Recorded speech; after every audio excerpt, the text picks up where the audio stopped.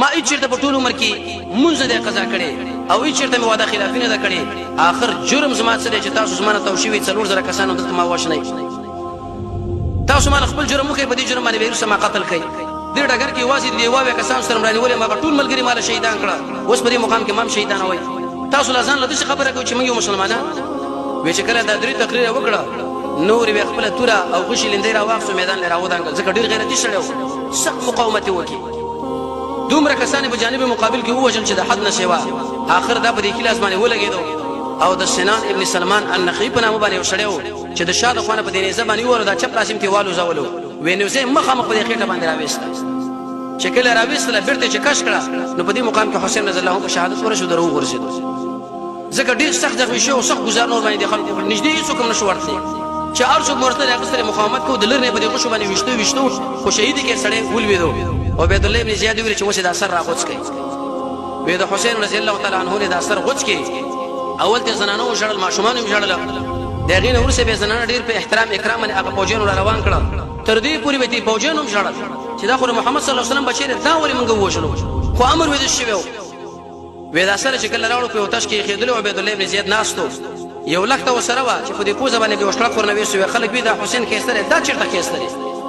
دا وې څومره بشکل انسان دی انس ابن مالک ورته ویل چې والله قسم په الله دا هغه انسان دی چې محمد صلی الله علیه وسلم سره مشابه سره دی والله قسم په الله دا هغه انسان دی چې محمد صلی الله علیه وسلم به د شونډ خپلولي والله قسم په الله دا هغه انسان دی چې د پسینه به محمد صلی الله علیه وسلم خپل مبارکه کې خودله والله قسم په الله دا هغه انسان دی چې د نبی صلی الله علیه وسلم سره اکثر مشابهتونه لرله او عبد الله ابن عمر ویل قسم په الله چې دا حسین امدی روافض دي شیګان وی شهید او تو اوس دا خبره کوي امام ترمذی رحمه الله به روایت را نقل کړی دی وکله چې عبید الله ابن زیاد دغه ملګری جنگ کې مړ شول یو رحبه په دې جماعت کې جدا غو نزیو الته خودلی و د چت نه عمر را پریوتو دو عبید الله ابن زیاد په پوزه کې وګرځیدو دنه بل کپاره کې په بل طرف باندې ویرو وته دا سره وی چې کله ورنه غوڅ کې اېدې جنا د شمر ابن زلجشون یا زلمچن په نامه باندې سړی اغله ویل چې دا وس یزید لويسه زنانه مشربوت د شام یزید لويسه دا کله روان کړو یزید چې کوم وخت دا سره د ول د نو ویل قبح الله تعالی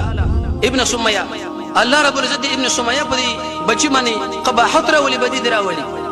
دله خو ما د شنو ویل چې دا وس دارس چلو کو وې د حسین رضی الله عنه زنانه چې کله د یزید یو کور لورنه وتی د یزید زنانه او د حسین رضی الله عنه زنانه د ټول په چوکو باندې دوه طرفونو جړا وکړه ځکه هغه عمر باندې ډیر خپو چې دا خو د محمد صلی الله علیه وسلم نوسی